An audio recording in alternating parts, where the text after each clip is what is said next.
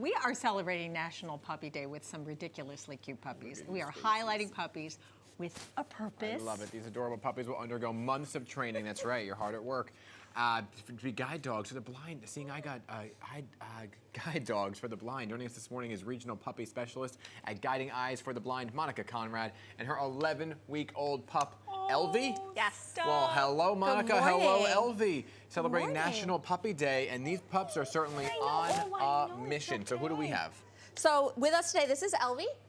Then we have Dijon, the yellow lab, and we have Dudley, the black lab. I love you, Dudley. And so they are all on the path to become Yes, so she's already on puppy program. These two will get assessed, and then they'll get matched with a raiser. So I'm her puppy raiser. These guys will get sent out to be with puppy raisers once they're assessed and ready to go. Okay. Yeah. So talk about the process and how you begin training. So all of our puppies start like these guys at the very beginning, and then they're going to go through puppy program, which takes until they're about 16 to 18 months. Then they'll go into formal harness training, and that can take about 6 months on average before they're actually paired with a visually impaired or blind person and ready to go out and be a guide dog in the world. I mean, this is, and it's tough. It's a tough program, right? I mean, it's definitely a lot of fun on puppy program, and it's definitely going to take a lot of training. It's a lot of time, but a lot of our puppies are very successful, and that's what we're looking for, is to give independence to people who are visually impaired out in the world by providing them with a guide dog. So these puppies go home with the trainer then? Is that how it works? Or how? So when they're with a puppy raiser, they're going to be in their home. They're going to be going out with them out in socialization. So they're always going to be with their puppy raiser out and about. And then when they go into formal harness training, some of our dogs will stay with their trainers, but otherwise they're back at our facility and going out every day to work with those trainers. Wow. Yeah, so I did a whole lot of watching and reading about this, right? Because the ones who don't make the program, right, they then become like emotional therapy dogs. They still have like such a purpose. We try to find a career for all of our pups, so even if they don't become a guide dog, a lot become detection dogs. Some of them are going to become cherished pets, but they're going to change the life of somebody no matter what career they decide to have. I love it.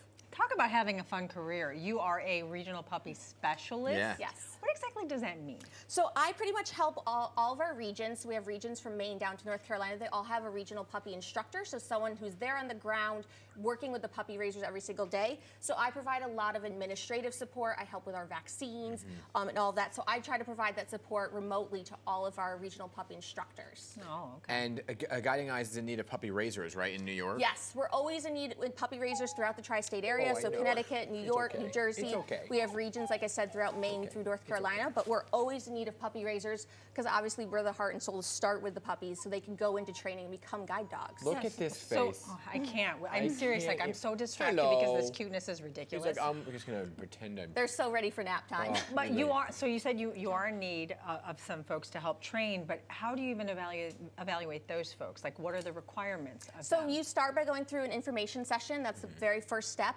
to learn about Guiding Eyes. And then you come to puppy class. You get to work with our puppies. We get to meet you and figure out what your needs are in order to help match you with the best puppy to be successful as a raiser. And what are the costs that are associated with that? So it's free to become a puppy raiser. We don't have any cost to start the process. And then once you get a puppy placed with you, we cover veterinary costs for that raiser, and we support them with a lot of one-on-one help.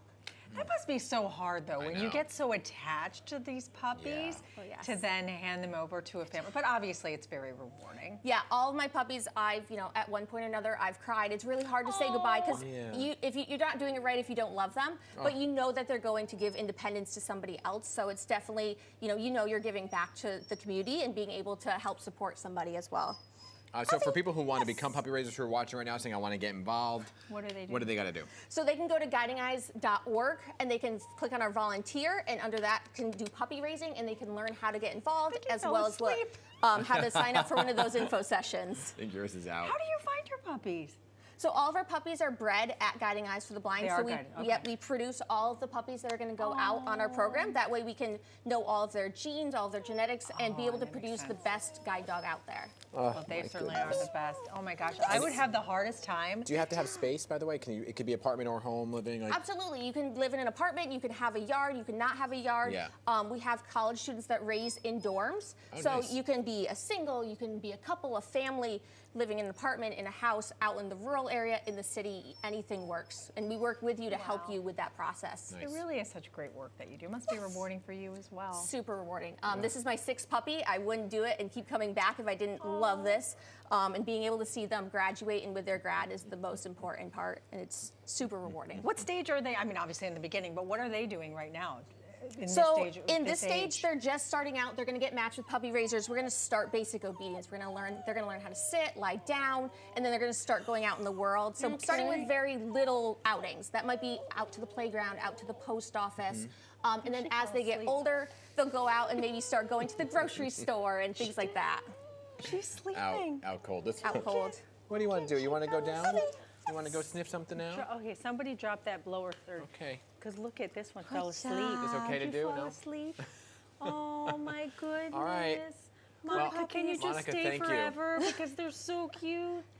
Oh, we love them. Oh, Well, yeah, that's thank right. you Just so want much some for having kisses. us. Hello. National Puppy Days tomorrow. We're super excited to be here, and I greatly appreciate you guys letting us tell everybody about Guiding Eyes for the Blind. Oh, we definitely will. And we'll have more information on our website, pix11.com.